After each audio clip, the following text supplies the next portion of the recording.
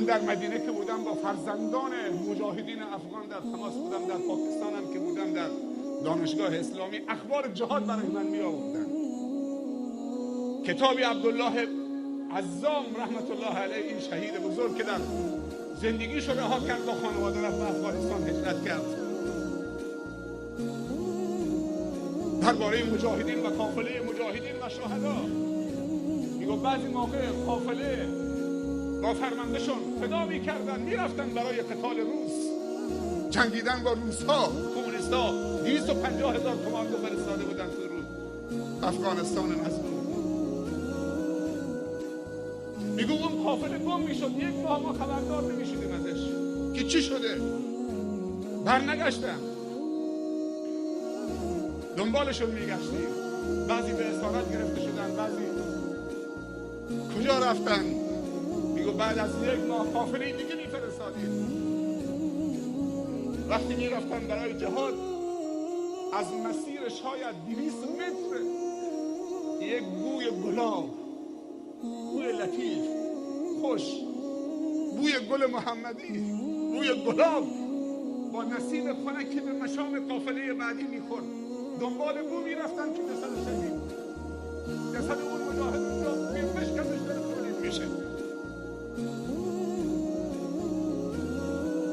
پیامبر صلی الله علیه و سلم میگه بهترین و دوست داشتنی ترین قطره‌ای که نزد خداوند از اون بالاتر نیست، قطره خون شهیدی است که به خاطر رضای خدا سینه سپر کرده و شربت شهادت را نوشیده. میگه اللون لون الدم و ریح ریح المسک، میگه رنگ اون خون رنگ خونه، اما بوی اون خون الله میگه که پیامبر صلی الله علیه و سلم میگه که بوی اون خون بوی مشک.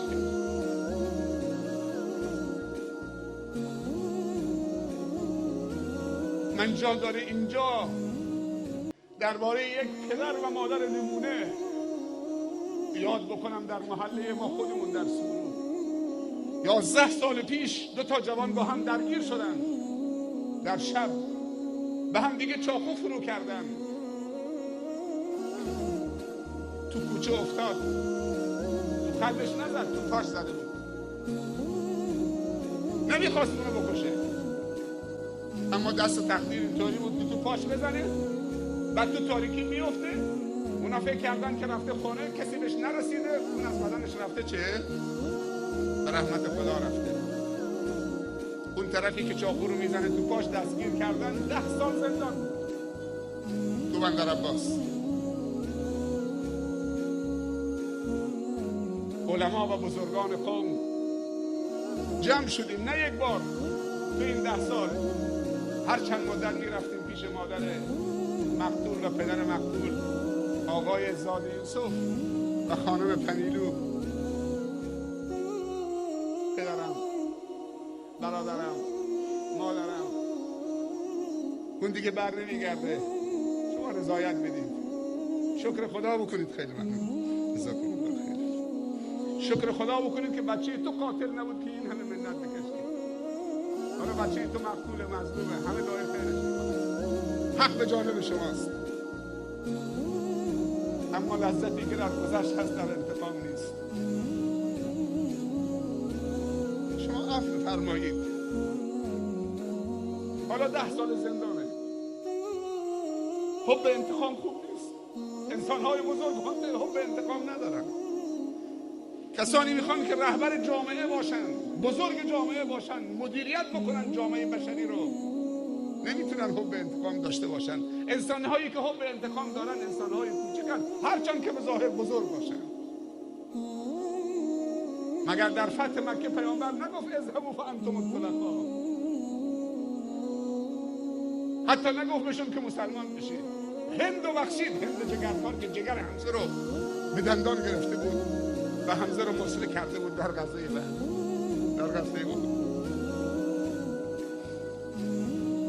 ابو سفیان رو بخشید، هند رو بخشید. گفت اذهبوا فانتم الطلقاء یا معشر قریش ما تظنون انی فاعل بکم. گمان شما درباره من چیه؟ گفتن اخ کریم و ابن اخ کریم. تو برادر بزرگوار و برادرزاده بزرگوارید.